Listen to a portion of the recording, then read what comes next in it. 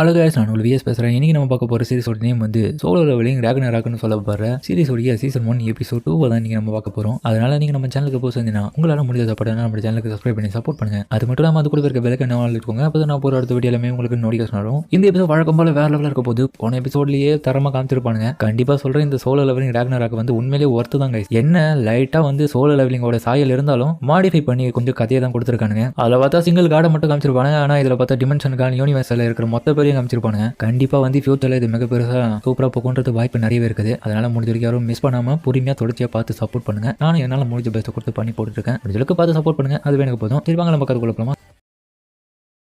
இந்த எபிசோடில் ஹீரோவுடைய ஒரு லாங் டைமுக்கு முன்னாடி நடந்த அந்த ட்ரீம் எல்லாத்தையுமே அவன் யோசிச்சு பார்க்குறான். அந்த வயசில் நான் பண்ணது எல்லாமே ஒரு கேம்னு நினச்சிருந்தேனே, ஆனால் திரும்ப திரும்ப டெவலப் ஆக சொல்லி என்னை கேட்ட அந்த கேம் ரொம்பவும் இப்போ ஸ்ட்ராங்காக இருக்குன்னு தான் சொல்லணும். ஒருவேளை அதனால தான் இப்போ நான் ஸ்ட்ராங்காக இருந்து இதில் ஈஸியாக அடிச்சிட்டு இருக்கேனா அப்படின்னு தன்னுடைய மொத்த ஃப்ளாஷ்பேக்கையும் அவன் யோசிச்சு பார்க்குறான். தான் அப்பாவை அந்த கேம் வேர்ல்டில் முறையாக சந்திச்சுதேன். சஞ்சின் ஒவ்வொரு சாங்கும் கிட்ட சொல்லியிருப்பான், சீக்கிரமாக நீ கண்டிப்பாக ஸ்ட்ராங்காகவே ஆகணும் அப்படின்னு சொல்லியிருப்பதை கேட்டுட்டு அப்பா கண்டிப்பாக ஆவேன் அப்படின்னு அவனும் வந்ததில் அந்த அனைத்துக்காக வச்சுட்டு இருக்க அந்த பிரேவை எடுத்துன்னு போறான். இந்த மாதிரியான சுச்சுவேஷன் கரெக்டா கையாளணும்னு சொல்லிட்டு அவனும் அடிக்கிறதுக்காக போக அவனுக்கு முன்னாடி அந்த ஜாம்பியும் இருக்கு. அதை வச்சு ஒரே ஒரு போட்டு வாயிலே கொடுப்பான். அது மூஞ்சி தெரிக்குது. இப்ப நான் என்ன பண்றது, அடுத்ததை வேற என்ன அட்டாக் பண்றது, இந்த மேஜிக் பீஸ்ட் செய்திருக்கேன், சாதாரண சிலிண்டர்லாம் ஒர்க் ஆகாம அடுத்த கட்டமா என்ன பண்ண போறேன்னு சொல்லிட்டு யோசிச்சுட்டு இருக்கும் போது திடீர்னு பார்த்தா டைம் எல்லாமே ஸ்டாப் ஆயிடுது.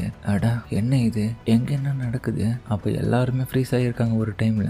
இது என்ன ஃப்ரீஸ் ஆயிடுச்சு டைம்? அப்ப பார்த்தா ஹீரோக்கு முன்னாடி ஒரு நோட்டிஃபிகேஷனும் வருது, உங்களுக்குன்னு ஒரு சீக்ரெட் கெஸ்ட் இருக்கு. ஏன்னா நீங்க ரொம்ப வீக்கா இருக்கிறதுனால அது உங்க ஸ்ட்ராங்காக ஆசைப்படுது. நீங்க இதுல ஒரு பிளேயரா தொடர ஆசைப்படுறீங்களா? இரவு யோசிக்கிறான், என்ன இது சுச்சுவேஷனு? கண்டிப்பா இதே மாதிரி அந்த இடத்துல நடந்தது. அது அப்போ ட்ரீம் இல்லையா?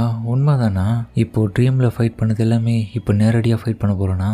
எதுக்காக இந்த மாதிரி சுச்சுவேஷன் திரும்ப வந்திருக்குன்னு தெரியல. பட் ஆனால் இந்த சுச்சுவேஷன்ல நான் பிளேயரா கண்டினியூ ஆனா மட்டும் இந்த இதில் எல்லாத்தையும் அழிக்க முடியும். அதுக்கப்புறம் ஹீரோவா அதை அக்செப்ட் பண்ணிக்கிறான். இதோட நோட்டிஃபிகேஷனும் கங்க்ராச்சுலேஷன், நீங்கள் ஒரு பிளேயராக இதுக்கப்புறம் தொடர போகிறீங்க அப்படின்னு வரவும் அவனுக்கான ஒரு ஸ்டேட்டஸ் விண்டோவில் அவனுக்கான டைட்டில் எல்லாமே தயாராக இருக்குது. ஹீரோவும் இப்போ ஒரு அஃபிஷியலான பிளேயர் ஆகிட்டான். ஓ, இது கேமோடைய ஸ்டேட்டஸ் விண்டோ மாதிரி தான் இருக்குது. அப்புறம் இந்த கெஸ்டோடைய டீட்டெயில் கொடுக்குது. அதில் பார்த்தா இந்த மிஸ்டர் பர்ன் சொல்லப்படுற இந்த ஜாம்பி டைப்பு மான்ஸ்டரை அட்டாக் பண்ணணுமா. அதுக்கப்புறம் அவனுக்கே அது டீராக் அவேக்னு மிஸ்டர் பர்ன்னு காமிக்குது. திரும்பிய டைம் ஓட ஆரம்பிச்சிச்சு. இந்த பொண்ணு இந்த இடத்த விட்டு ஓட சொல்லணும். பொண்ணு இந்த இடத்த விட்டு சீக்கிரம் ஓடு. Okay okay. அதுக்கப்புறம் பார்த்தா எக்கச்சக்கமான மான்சஸ் அந்த இடத்துல ஒண்ணுமா வந்துடுது. இந்த மிஸ்டர் பர்ன்ஸ்லயே ஒரு சிலது இன்னும் அவைக்னிங்கே பண்ணல.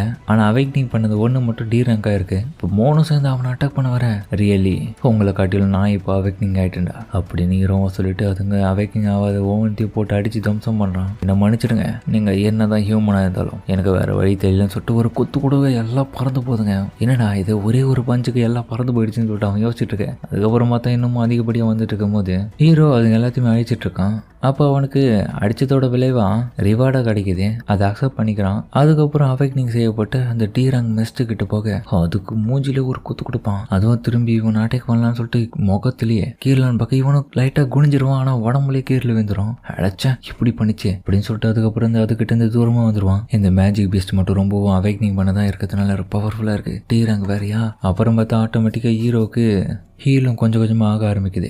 என்ன இது கொஞ்ச நேரத்தில் ஹீல் ஆக ஆரம்பிச்சிருச்சு அப்படின்னு நம்ம பார்த்துட்டு இருக்கும்போது அந்த அவைக்னிங் மிஸ்டர் பர்னும் அவங்ககிட்ட வந்து அப்படி பிடிச்சி அவனை கடிக்கலான்னு பார்க்க ஹீரோவும் கையை வச்சு தடுத்துட்டு இருக்கான். கண்டிப்பாக எனக்கு தெரிஞ்சு இதை விட நான் வீக்காக இருக்கிறதுனால கண்டிப்பாக ஹீராங்க தான் இருக்கணும். நான் ஆல்ரெடி நான் நிறைய அச்சீவ்மெண்ட் இதுக்கு முன்னாடி பண்ணியிருந்தாலும் இப்போ ஏன் அந்த பவர்லாம் வரலன்றது எனக்கு தெரியல. ஆனால் அது கனவில்ன்றது எனக்கு நல்லாவே தெரியுது அப்படின்னு ஹீரோவும் பார்த்துட்டு இருக்கேன். நேருக்கு நேரு மூஞ்சி பார்த்துக்கிறானுங்க. ஹீரோவனை பக்கம் பதறம். அது பார்த்தா கொடூரமாக கத்துது. அவனை பார்த்து சீக்கிரமாக இதை முடிச்சு இந்த ரிவார்டை அக்செப்ட் பண்ணிக்கலாமா. அதுக்கப்புறம் ஹீரோக்கான ரிவார்டு எல்லாமே ஹீரோவை அக்செப்ட் பண்ணிக்கல. ஸ்டாண்ட் பாயிண்ட் 5+ம் ஸ்ட்ரென்த் பாயிண்ட் வந்து 3+ம் மொத்தமாக கிட்டத்தட்ட இப்போ ஹீரோக்கு 14% அதிகமாயிடுது ஸ்ட்ரென்த்தும். அதை பயன்படுத்தி தூக்கி அதை விசிறி அடிப்பான் தோலவா. அதுவும் இவனை முறைச்சிக்கினே பார்த்துட்டே இருக்கும் போது ஹீரோ டக்குன்னு அந்த செம்ம ஸ்பீடாக வந்து மூஞ்சிலே ஒரு குத்து கொடுக்க ரத்தம் தெரிக்குது. ஆனால் இருந்தாலுமே அதை அட்டாக் பண்ணுவான். அதுலேருந்து தப்பிக்கிறான். என்னதான் என்னுடைய ஸ்ட்ரென்த் இன்க்ரீஸ் இருந்தாலும் இன்னமும் இதை அடிக்கிற லெவலுக்கு எனக்கு பவர் வரல. இந்த ரிவார்டு எல்லாமே எனக்கு நல்லா தான் கிடைச்சிருக்கு. ஆனால் இருந்தாலும் அதிகப்படுத்தணும், அதை ஸ்ட்ரென்த்தை இன்னமும் அதிகப்படுத்தணும்னு சொல்லிட்டு கொஞ்சம் கொஞ்சமாக ஹீரோவும் அதிகப்படுத்துறான். இது என்னதான் அவேக்னிங் பண்ணி தான் இருந்தாலும் என்ன விட ஸ்ட்ராங்கா இருந்தாலும் இந்த இடத்துல இதை அழிக்காம விட மாட்டேன், ஏன்னா எல்லாரையும் இதை கொண்டுட்டு இருக்கு, சும்மாவே விட மாட்டேன் இதை அப்படின்னு ஹீரோவும் அது கிட்ட போயிட்டு வயிற்றுல குத்துன்னு குத்திட்டு இருக்கான்.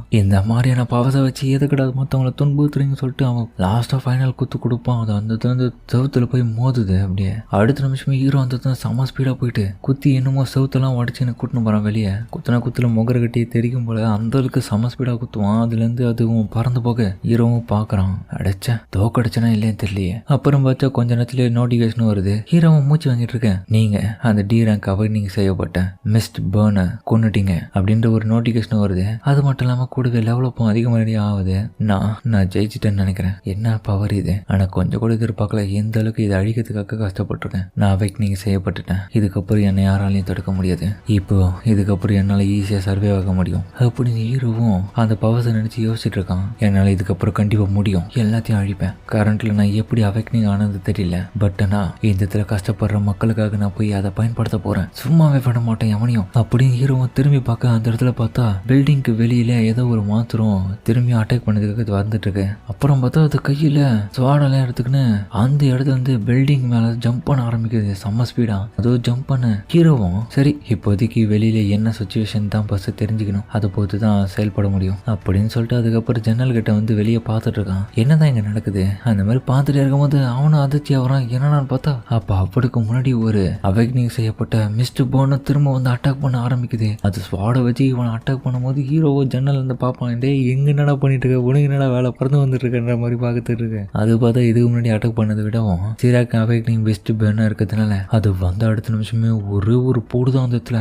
அது அடிச்சு அடுத்த நிமிஷம் அந்த இடத்துல பிளாஸ்டே நடக்குது. அதுக்கப்புறம் என்ன நடந்த விஷயத்த காமிக்கல. அதோட இந்த இடத்துல இந்த எபிசோட முடிக்கிறாங்க. சரிங்க, இந்த வீடியோ பிடிச்சிருங்க கமெண்ட்ல சொல்லுங்கள். மறக்காமல் இந்த வீடியோ எல்லாருக்கும் பிடிச்சிக்க நம்பரை பிடிச்சிருந்த லைக் போட்டு நம்மளுடைய சேனலுக்கு சப்ஸ்கிரைப் பண்ணி சப்போர்ட் பண்ணுங்கள். அது மட்டும் இல்லாமல் அது கூட இருக்க பெல்லைக்கான ஆன்ல வச்சுக்கோங்க. அப்போ தான் நம்ம ஒரு அடுத்த வீடியோ எல்லாமே உங்களுக்கு நோட்டிஃபிகேஷன் வரும். வழக்கம் போல இந்த எபிசோட பிரமோதம் வந்திருக்கும். முடிஞ்ச யாரும் ஸ்கிப் பண்ண பொறுமையாக பாருங்கள். இந்த வீடியோ பிடிச்சவங்க எல்லாருமே கமெண்ட்ல உங்களுக்கு பிடிச்ச மாதிரி போடுங்க, நானும் பார்த்து தெரிஞ்சுக்கிறேன். தயவு செஞ்சு யாரும் ஸ்கிப் பண்ண போங்க. உண்மையிலே சொல்கிறேன், ராக்னராக் வந்து எந்த அளவுக்கு போகுதுன்றது எனக்கு தெரியல. என்ன கேட்டிங்கன்னா உண்மையிலேயே வந்து ஓரளவுக்கு ஒர்த்து தான் சொல்லுவேன். ஏன்னா ரொம்ப போர் அடிக்காமல் நல்லா தான் போயிட்டுருக்கு. முடிஞ்சளவுக்கு பிடிச்சிருந்த பட்சத்தில் பார்த்து சப்போர்ட் பண்ணுங்கள், அதுவே எனக்கு போதும். இந்த வீடியோ பிடிச்சவங்க எல்லாருமே கமெண்ட்ல லைக்கை போட்டு இந்த வீடியோக்கு லைக்கை போட்டுருங்க. அடுத்த எபிசோட பார்க்கணும்னு நினைச்சுக்கணும் மறக்காம சப்ஸ்கிரைப் பண்ணி வச்சுங்க. அப்போதான் நான் போகிற அடுத்த வீடியோமே உங்களுக்கு நோட்டிஃபிகேஷன் வரும். சரிங்க, இந்த வீடியோ முடிச்சுப்போமா.